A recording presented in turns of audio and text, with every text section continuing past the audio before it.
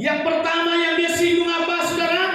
Bahwa engkau dikatakan enyahlah engkau si penumpah darah. Benar, Daud melakukan itu terhadap siapa? Uria. Daud merancang itu, saudara-saudara, itu pelanggaran fatal. Perhatikan khotbah ini. Itu pelanggaran Daud yang begitu fatal.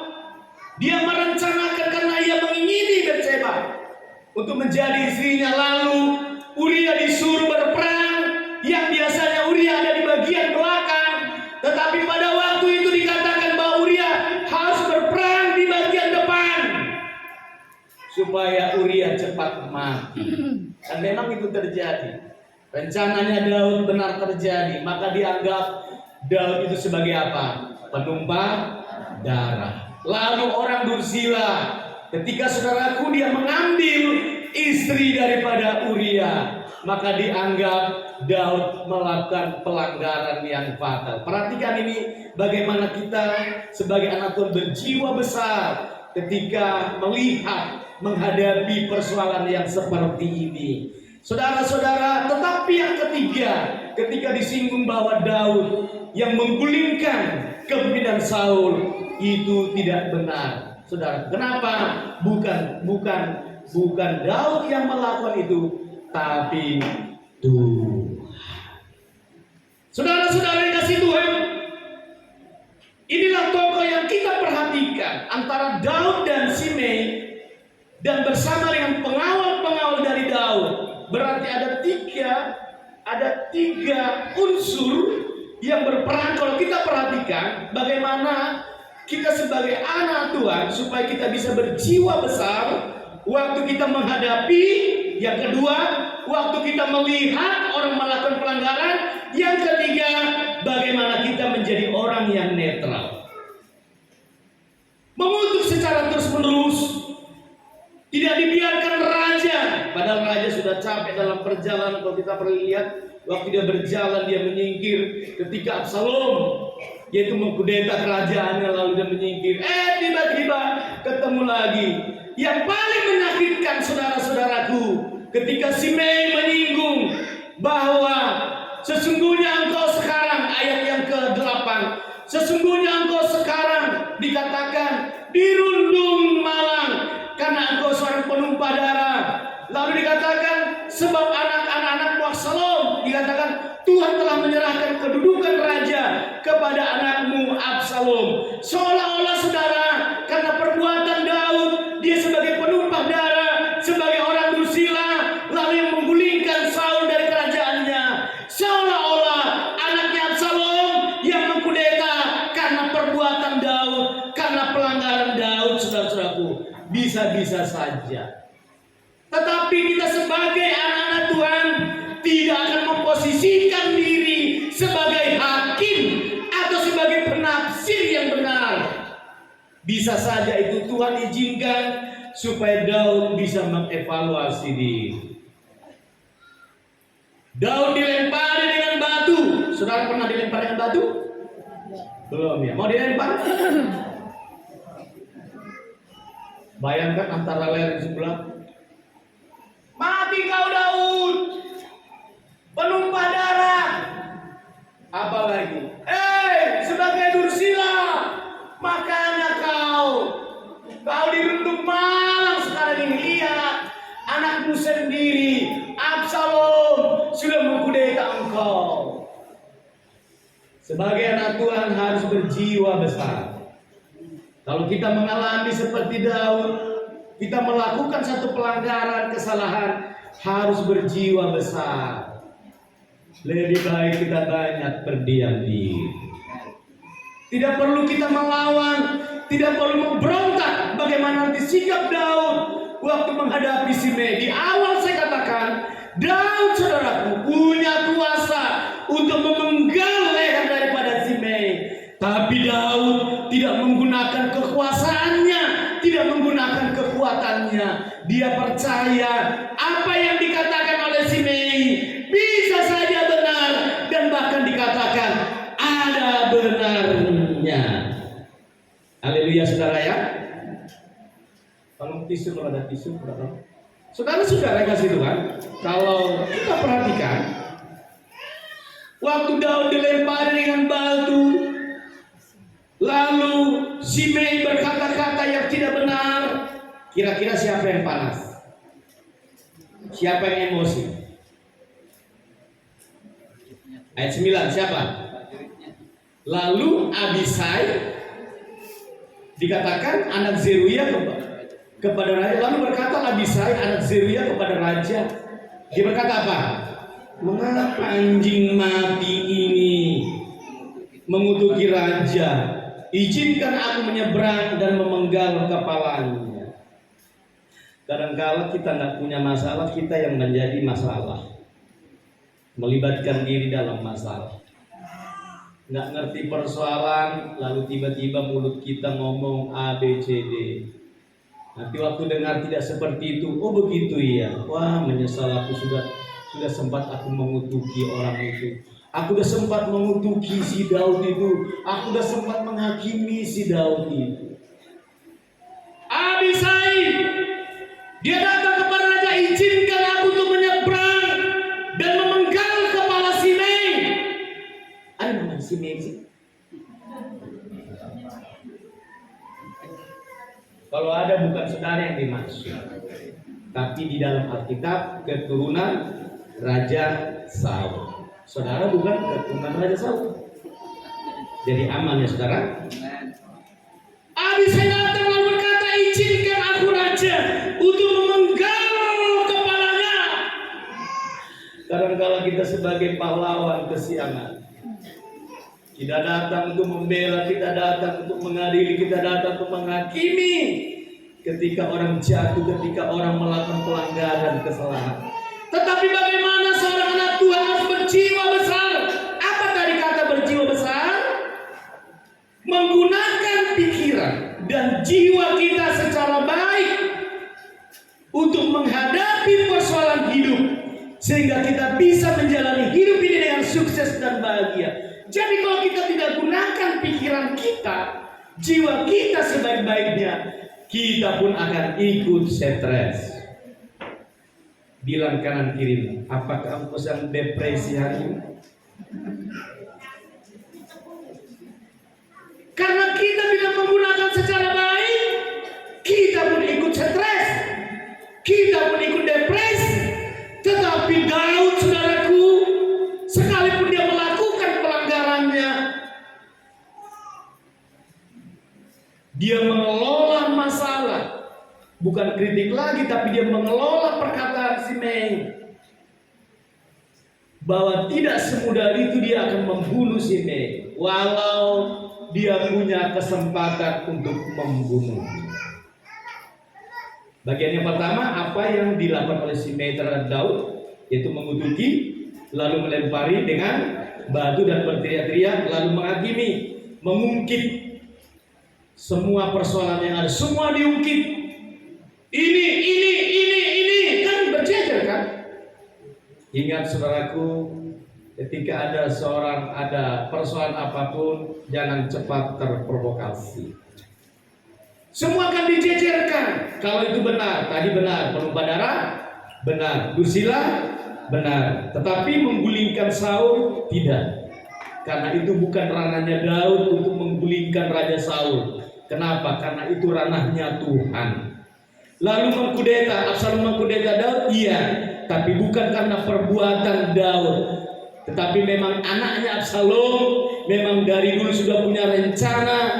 Untuk apa? Untuk menghancurkan kerajaan. Padahal Tuhan sudah berjanji bahwa dari keturunan Daud yang namanya Salomo, itulah yang akan meneruskan pimpinan atau kerajaan Israel, bahkan akan membangun bait Allah yang begitu besar. Ini membuat Absalom cemburu. Dia dengar itu, tetapi Absalom melakukan yaitu pelanggaran yang begitu fatal. Tapi seolah-olah itu dianggap bahwa itu karena pelanggaran Daud. Jadi tidak semua kadangkala hal yang dijejerkan itu, dibeberkan itu benar. Ada juga yang tidak benar. Tetapi bagaimana sebagai anak Tuhan ketika kita menghadapi dalam rumah tangga? Tadi malam di kaum bapak, saudaraku, saya berkata begini. Waktu disampaikan, bahwa kita ini bukan dari dunia. Kita datangnya dari Tuhan. Maka kita harus mengasihi. Dunia kenapa membenci? Karena engkau bukan dari dunia. Saya berkata kepada bapak-bapak, bapak-bapak, waktu engkau melihat istrimu dan anakmu, miliki kasih dari Kristus. Seperti apa kasih Kristus? Bukan waktu istri itu cantik, baru kasihmu mengalir. Bukan karena istri itu pakai lipstik, lalu kasihmu mengalir. Bagaimana waktu istri kita pakai daster? Dan daster itu sudah seminggu nggak dicuci. Dan lubangnya ada 10. Apakah kita masih mengasihi dia? Apakah tanganmu akan menutup kedua lubang hidungmu? Agar tiba di daster ini bau giat, bau belanjang, bau terasi, ganti itu bolong-bolongnya juga di sana banyak itu di Senen. Rupanya istrinya mau memuji kesetiaan suaminya. Lalu istrinya itu mencoba dia pergi ke mall JGC. Selain mau dia beli mie gacoan, dia mau beli semua alat-alat aksesoris seluruh tubuh dan wajahnya. Lalu dia pulang menghabiskan dana sekitar 57 juta. Karena ternyata uang suaminya itu ditabung dengan baik. Dikasih 50 juta tapi ditambahi 7 juta. Dia pulang lalu istrinya di kamar. Tumben istrinya berhari-hari tidak keluar dari kamar. Rupanya istrinya mau memberikan sesuatu yang terbaik buat suaminya. Surprise, door prize, dan prize. Lalu saudaraku, istrinya yang tidak pernah pakai rambut hitam diubah menjadi merah seperti apa itu, darah. Lalu alisnya yang tidak pernah memanjang 1 meter dibuat 2 meter. Bayangkan alis begitu panjang 2 meter. Karena apa? Dari dia berdiri ke pintu ada 2 meter jaraknya. Mana alis? Alis mana? Oh ini alis. Ini?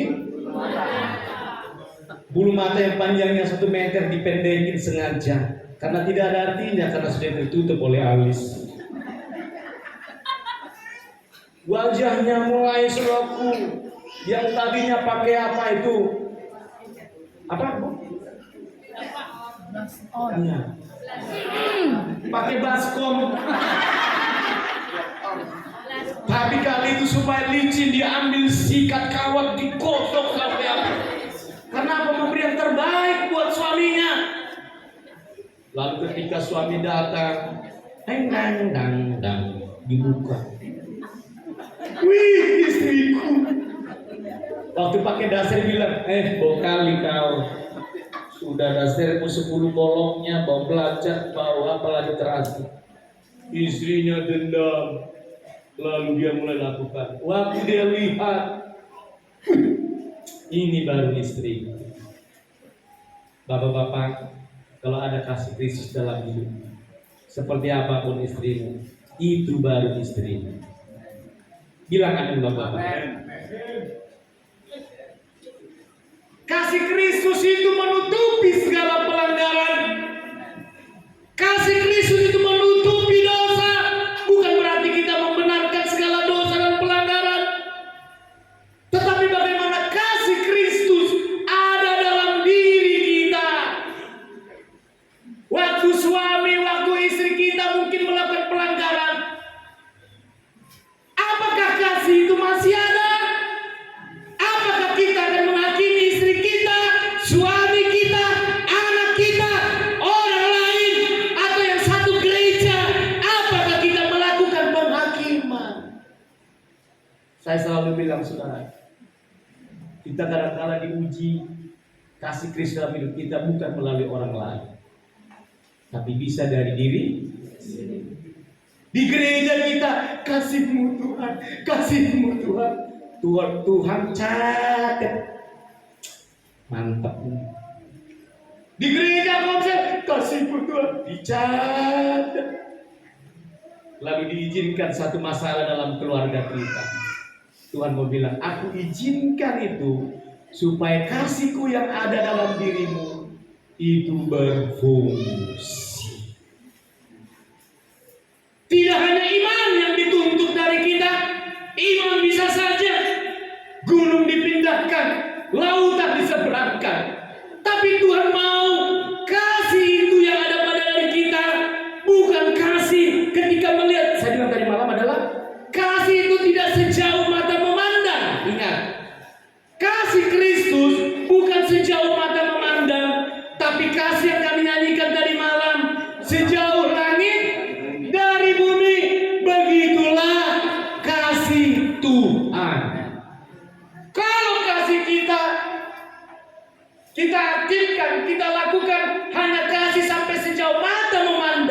sampai di sini, kasih sayang sampai di sini.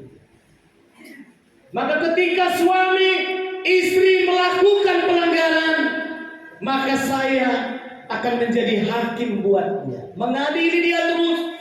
Tidak ada lagi pengampunan, tidak ada lagi penerimaan, karena kasih saya hanya sejauh mata memandang.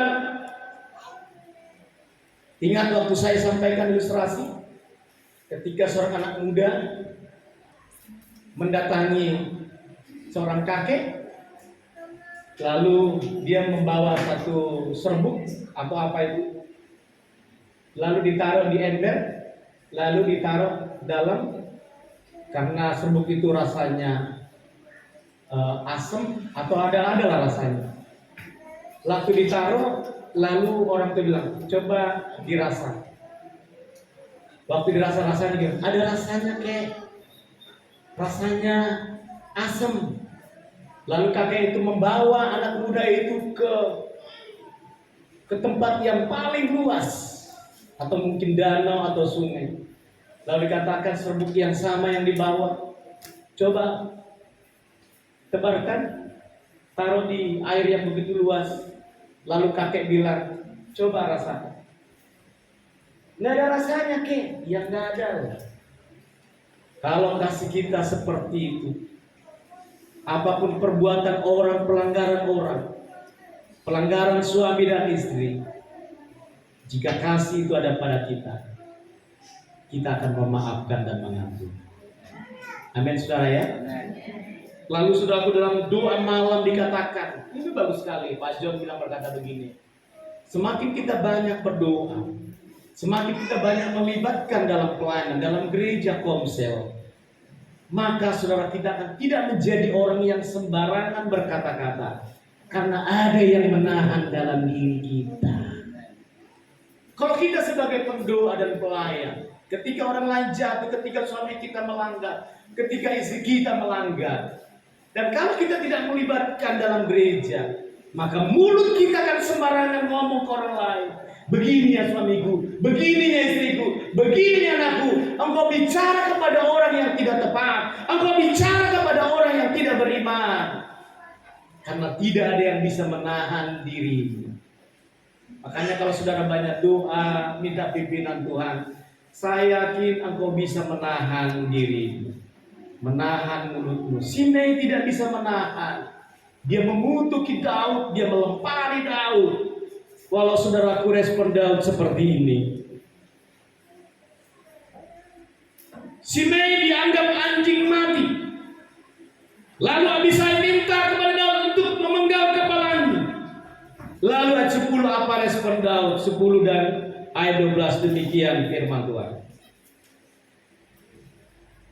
Tetapi kata raja, apakah urusanku dengan kamu? Hai anak-anak Zeruya, biarlah ia mengutuk Daud berjiwa besar. Apa urusanku dengan kamu? Seenak aja kau memenggal Simei. Aku saja yang dikutuk, aku aja yang sudah dilempar batu. Tidak ada maksud untuk membunuh dan memenggal kepalanya. Apa urusanku dengan kamu, Abisai anak Zeruya? Lalu yang berikutnya dikatakan apa saudaraku? Biarkanlah ia mengutuk. Jadi kalau kita salah, kita melakukan pelanggaran, kita harus justru berjiwa besar dan berdiam diri. Tidak perlu kita membela diri, saudara. Biarkan Tuhan yang membela. Tugas kita hanya mengakui bahwa kita salah, kita melakukan pelanggaran yang fatal sekalipun seperti Daud. Daud tidak biarkan orang lain untuk mengambil otoritasnya untuk memenggal Simei. Dia tidak menggunakan orang lain untuk menyelamatkan kehidupan Daud. Tapi Daud apa yang dia katakan? Biarkanlah dia mengutuk. Dikatakan saudaraku, sebab apabila Tuhan berfirman kepadanya, kutukilah Daud, siapakah yang akan bertanya kepada engkau berbuat demikian? Siapa tahu Tuhan bilang, kutuki dia. Siapa tahu Tuhan suruh Simei itu mengutuki Daud karena kesalahan pelanggarannya. Daud berjiwa besar. Katakan amin. Pula kata Daud kepada Abisai dan kepada semua pegawainya, sedangkan anak kandungku ingin mencabut nyawaku, terlebih lagi sekarang orang Benyamin ini, biarkanlah dia dan biarlah ia mengutuk, sebab Tuhan yang telah berfirman kepadanya. Kalau ada orang mengutuk saudara, tidak perlu membalas. Berkata, biarlah Tuhan yang menjadi hakim. Siapa tahu gini loh. Siapa tahu Tuhan pakai dia, ya kan? Benar, dia dipakai loh. Dari sisi lain, Simei itu dipakai Tuhan untuk mengingatkan Daud bahwa dialah yang membunuh Uria. Dia yang mengambil istri Uria. Itu ada benar. Makanya Daud tidak banyak bicara, dia banyak diam. Dan dia tidak lakukan itu. Dan dia tidak izinkan pegawainya untuk melakukan pemenggalan kepala terhadap Simei. Itulah namanya orang yang berjiwa besar. Kalau kita berjiwa besar, apapun yang terjadi dalam kehidupan kita, maka kita mengelola pikiran dan jiwa kita. Siapa tahu Tuhan izinkan ini supaya aku lebih baik. Itu namanya orang yang berjiwa besar. Bukan mengambil keputusan meninggalkan Tuhan, meninggalkan gereja, meninggalkan jemaat. Karena di gerejanya ada salah satu mungkin melakukan pelanggaran, nggak perlu lagi ke gereja itu. Tidak benar gereja itu, tidak beres gereja itu. Ingat saudara, sebagai seorang yang berjiwa besar, tidak ada kaitannya. Karena gereja urusannya dengan Tuhan. Tapi kalau orang tidak pernah mengikuti doa dalam hidupnya firman, maka pikirannya akan cepat dirasuk, lalu dia dirundung malam. Anak-anak Tuhan harus lebih kuat banyak berdoa. Haleluya. Harus banyak. Harus banyak. Doa malam kita doa di sini terus berdoa buat daerah. Apa yang terjadi sudahlah Tuhan, terjadilah. Tetapi kita memulai sesuatu yang baru Tuhan. Kami percaya Tuhan. Tuhan pasti menolong daerah ini. Sudah 26 tahun kami di daerah ini. Dan saya yakin Tuhan pasti bela. Apalagi di sini banyak berdoa. Kan saya sudah bilang saudara, jemaat Tuhan harus lebih banyak berdoa. Jangan banyak bicara, ngomong yang negatif. Banyak doa sama Tuhan. Hanya Tuhan pembela kita di tempat ini. Belum tentu orang lain bisa membela saudara. Hari ini saudara teman, besok jadi lawan. Hari ini seperti membela kita, tapi besok belum tentu. Tapi Tuhan Yesus yang setia, Dia tidak pernah berubah. Berjiwa besarlah dalam menghadapi persoalanmu yang datang silih berganti. Jika diizinkan hari ini saudara menghadapi persoalan, berjiwa besar dan berkata, siapa tahu dengan cara ini Tuhan mengingatkan aku. Siapa tahu Tuhan sedang berbicara bahwa aku harus melakukan terbaik dan introspeksi diri. Itu namanya orang yang berjiwa besar. Tidak mengambil racun, ronda, pestisida, racun tikus, lalu mengambil, lalu meminumnya.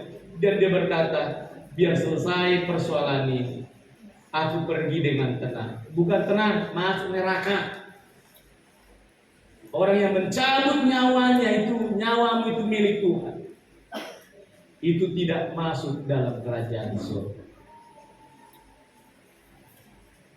Jangan mau bunuh diri. Katakan amin. Katakan amin.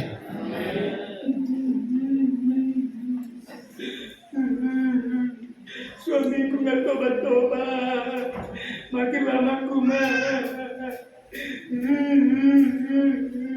Di mana racun? Di mana racun? Atau obat cacing?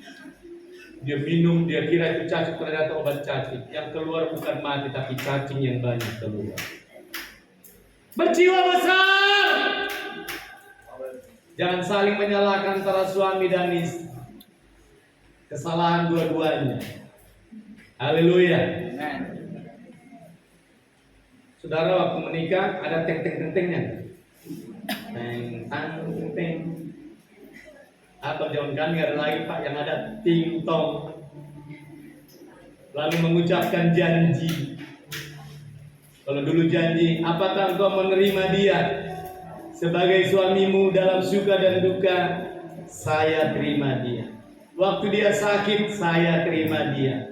Waktu dia sukses, apalagi saya terima dia. Itu yang perlu. Lalu dalam perjalanan hidup, ternyata suamimu tidak seperti itu. Saya mau tanya ibu-ibu, apa yang tetap mengasihi suamimu? Rada-rada kabur. Ibu-ibu, apa yang mengasihi suamimu? Terlalu banyak beban berat. Begitu juga suami. Ayo suami, apa kau menerima dia sebagai istrimu, baik pada waktu langsing dan pada waktu langsung? Yes. Aku rindu dia langsung. Apa kau menerima dia istrimu baik pada waktu sakit dan susah? Iya. Giliran minta, aduh papa, pegal, usah dan mau.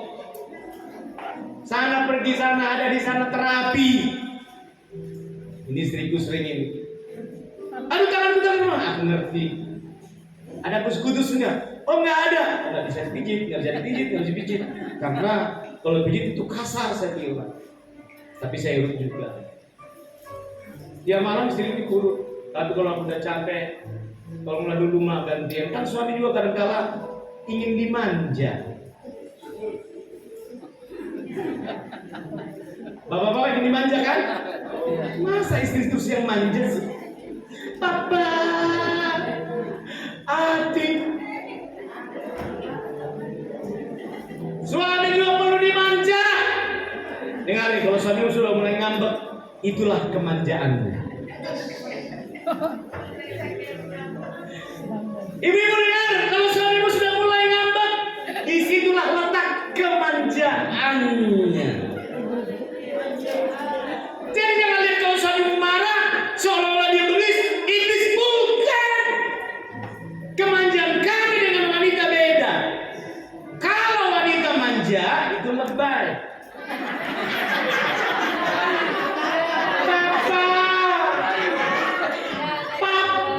Papa. Kami nggak punya tipe itu. Tipe kami apa? Itulah kemanjaan kami. Katakan amin bapak-bapak. Nggak ada bapak-bapak di sini. Amin bapak-bapak. Jadi kalau marah suamimu, dia sedang bermanja. Kalau dia mau minum apa sih? Pap. Kasih langsung jahe yang paling pahit. Dia bilang, Ma, hari ini aku dapat orderan banyak. Ternyata di sini betul. Mama mau enggak? Makanya sih kalau marah suamimu, jangan menganggap, bengis. Jangan. Bahasa saya ini, waktu suamimu mulai ngambek, disitulah letak kemanjaanmu. Anak-anak muda,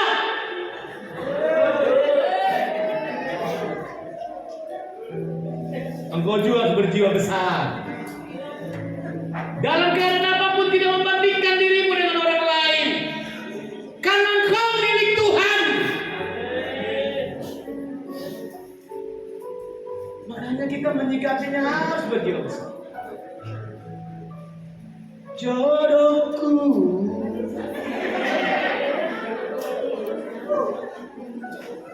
siapa kemarin bersaksi? Dia punya teman sampai umur 50 tahun, dia baru dapat jodoh. Jadi, ya Sylvia, dia udah berdoa banyak, melayani Tuhan, dia maunya cepat-cepat dapat jodoh, apalagi usia sudah mulai naik level. Tapi tepat pada waktunya Tuhan memberikan dia jodoh di usia 50 tahun. Dan jodohnya itu bule. Bule?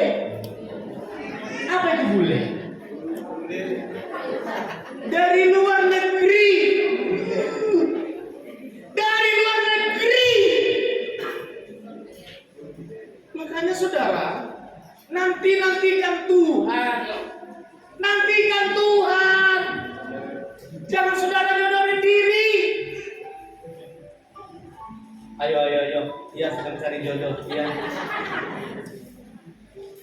Itu bukan levelmu. Engkau anak Tuhan yang diperhitungkan Tuhan. Pasti diberi yang terbaik. Saya dengan ibu Intan usia 31 ya, Mas, menikah. Wah, udah 4 potan. Nggak ada lagi sinyal. Banyak sinyal. Kira hanya aku. Nggak akan mungkin. Tapi sudah dinubuatkan. Ada nubuat loh, bahwa engkau akan mempunyai ya hamba Tuhan. Nggak tahu dari mana. Bukan dari luar negeri, tapi dari luar desa yang kampungan. Apa yang tidak mungkin dari Tuhan, segalanya mungkin. Yang penting cinta Tuhan. Bilang, Tuhan, aku yakin. Keyakinanku yang sedang diuji Tuhan terus. Sehingga anak muda, saya nggak sebutkan nama. Jangan bilang, kok jadi janda yang terdepannya. Jangan bilang begitu.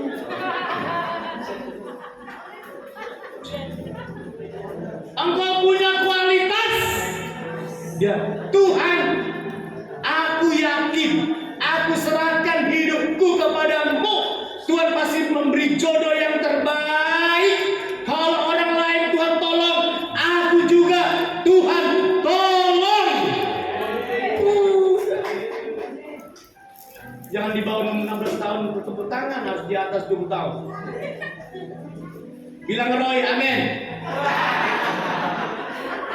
Roy ini pemuda ganteng loh. Gitu-gitu dia pengusaha muda. Kerja keras, saya tahu dia kerja keras. Siang malam dia kerja keras. Kalau ingin menghubungi dia, lewat saya dulu. Karena ada 10%. Anak-anak sekolah, jangan takut. Wah, aku nggak bisa jadi ini ya. Kau gitu aja udah hebat. Aku bisa seperti dia. Tuhan nggak mau kau seperti dia, nanti kau sombong. Tuhan mau seperti apa engkau? Haleluya, anak-anak muda yang masih sekolah dan kuliah. Kita doakan Yesi besok akan terbang ke Bali untuk kuliah. Biar Yesi jadi berkat. Yesi nanti beli di sana lautan seberang di sana banyak. Supaya kita ke sana nggak lagi sewa-sewa hotel. Tapi dia ke sana bukan mau itu, tapi mau kuliah. Kita doakan anak-anak kita dipakai Tuhan, orang-orang hebat. Kalau kami saja mendoakan engkau anak muda, apalagi dirimu harusnya semangat. Bukan pesimis, tapi optimis. Aku percaya Tuhan, kalau aku dipakai Tuhan, aku menjadi berkat, menjadi kebanggaan.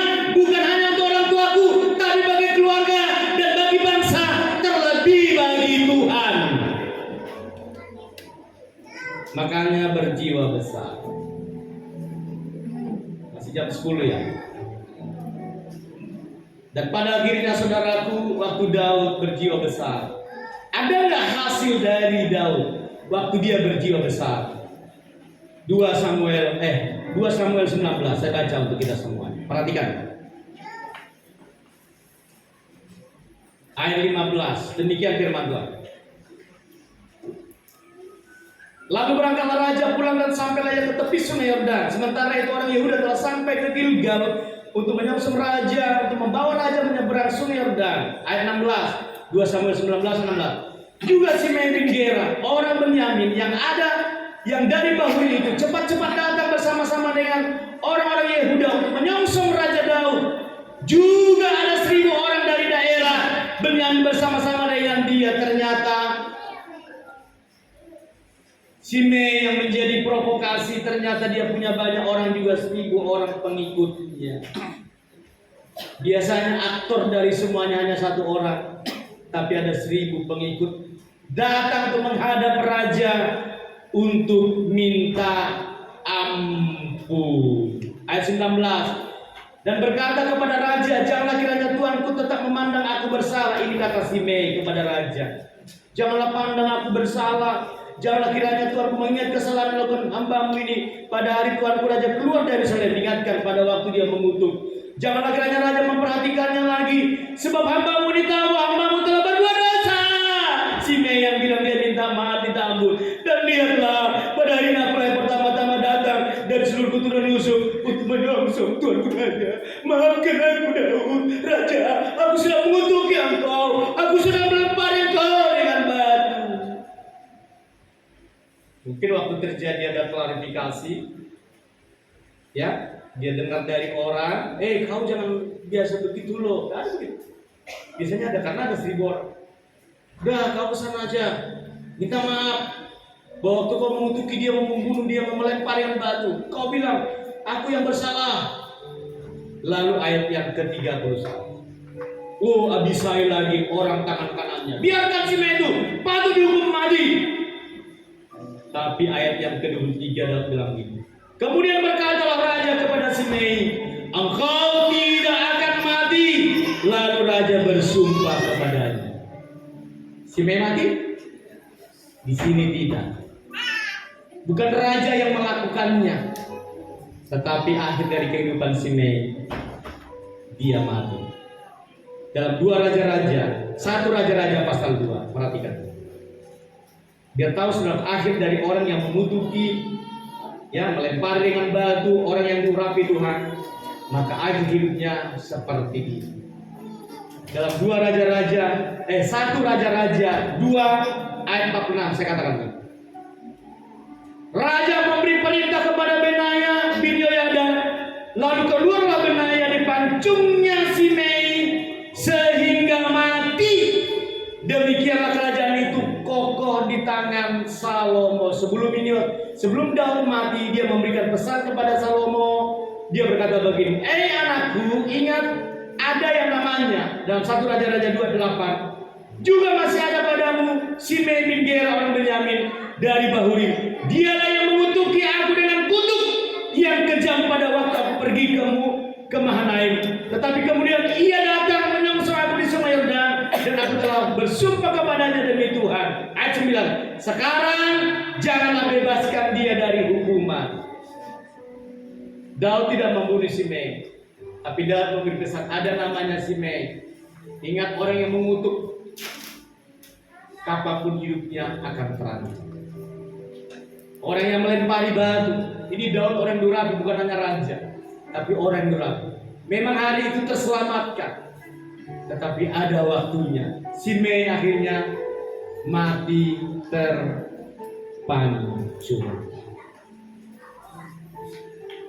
Tetapi orang yang berjiwa besar, dia akan menghadapi hidup ini dengan baik. Jangan cepat-cepat mengutuk suamimu, istrimu, anak-anakmu, orang tua. Tapi harus berjiwa besar menyikapi bahwa segalanya diizinkan Tuhan untuk kebaikan. Dalam firman ini kita menyongsong hari kemerdekaan tanggal 17, kita semakin berjiwa besar. Katakan, di rumah berjiwa besar, di rumah tangga berjiwa besar, di pekerjaan berjiwa besar, bahkan di bermasyarakat pun harus berjiwa besar. Tuhan Yesus memberkati kita.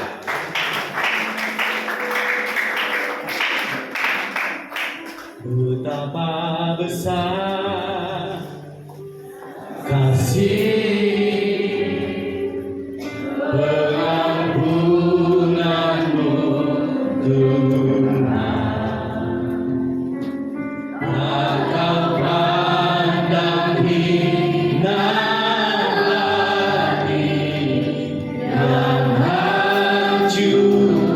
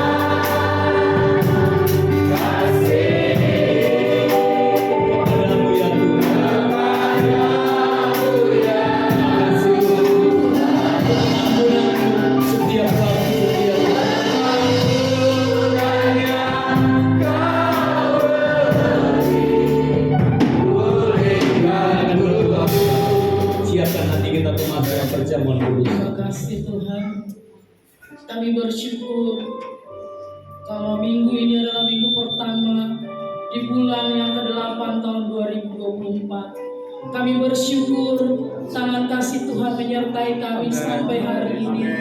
Semua adalah anugerah Tuhan, semua adalah kasih karunia Tuhan. Ampuni setiap pelanggaran dosa kami Tuhan.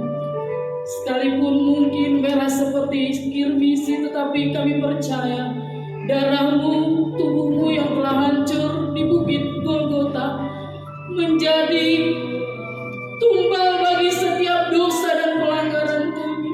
Kami percaya perjamuan kudus ini, roti dan anggur ini adalah melambangkan tubuh-Mu yang telah hancur di bukit Kalvari untuk menebus setiap dosa dan pelanggaran kami, mengampuni setiap kekurangan kami, mengangkat kami kembali dari segala kelemahan, keterpurukan iman kami. Bagi yang susah akan dihiburkan, yang sakit disembuhkan, yang terluka akan dibeban kembali, yang miskin akan terus diberkati Tuhan, diperkaya, baik dalam keadaan jasmani maupun rohani. Ampuni kami Tuhan, ampuni kami pelanggaran kami dan dosa kami, agar kami layak seiringan dengan Tuhan lewat perjamuan kudus ini, dan kami boleh menikmati Tuhan sepanjang bulan ini. Diberkati Tuhan. Terima kasih Tuhan. Di dalam nama Tuhan Yesus Kristus kami akan menikmati perjamuan kudus ini. Terima kasih Tuhan.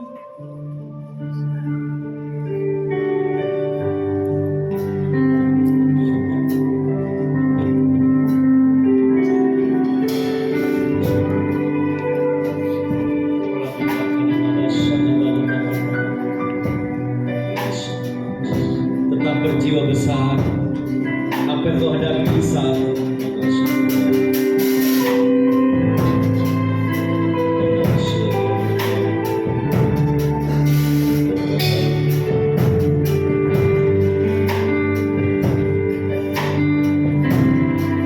silakan kami berdiri, saudaraku.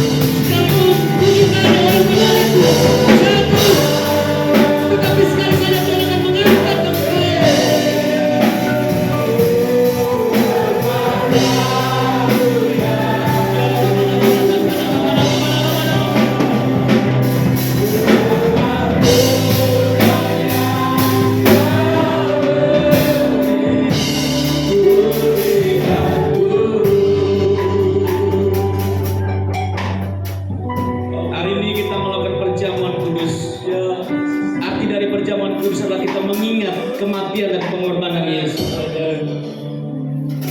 Roti ini melambangkan tubuh Kristus, dan cawan dalam anggur ini adalah melambangkan darah Kristus.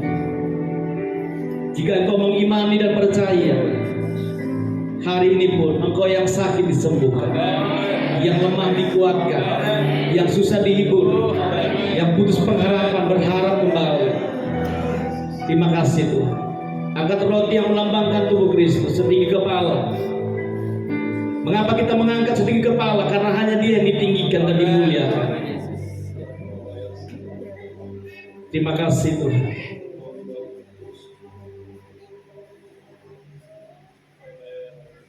Saudara-saudara, apakah saudara percaya bahwa roti yang kita pegang ini adalah lambang dari tubuh Kristus? Demikian firman Tuhan. Sebab apa yang telah kuteruskan kepadamu telah aku terima dari Tuhan, yaitu bahwa Tuhan Yesus pada malam waktu Ia diserahkan mengambil roti, dan sesudah itu Ia mengucap syukur atasnya. Ia memecah-mecahkannya dan berkata, inilah tubuhku yang diserahkan bagi kamu, perbuatlah ini menjadi peringatan akan aku. Dalam nama Yesus. Oleh bilur-bilurnya saya dan saudara sudah disembuhkan oleh Tuhan. Alihkan cawan anggur ke sebelah tangan kananmu, angkat setinggi kepala dan akan bertanya, apakah saudara-saudara percaya bahwa anggur ini adalah lambang dari darah Kristus? Amen. Demikian juga ia mengambil cawan sesudah makan lalu berkata, cawan ini adalah perjanjian baru yang dimeteraikan dengan darahku. Perbuatlah ini setiap kali kamu minumnya menjadi peringatan akan aku. Dalam nama Yesus.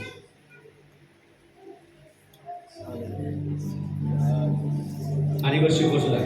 Terima kasih Yesus. Kalau saudara dan saya memasuki di bulan Agustus, bukan karena kuat dan gagah, terima kasih, tapi karena Tuhan. Terima kasih Yesus. Terima kasih. Terima kasih Tuhan. Terima kasih.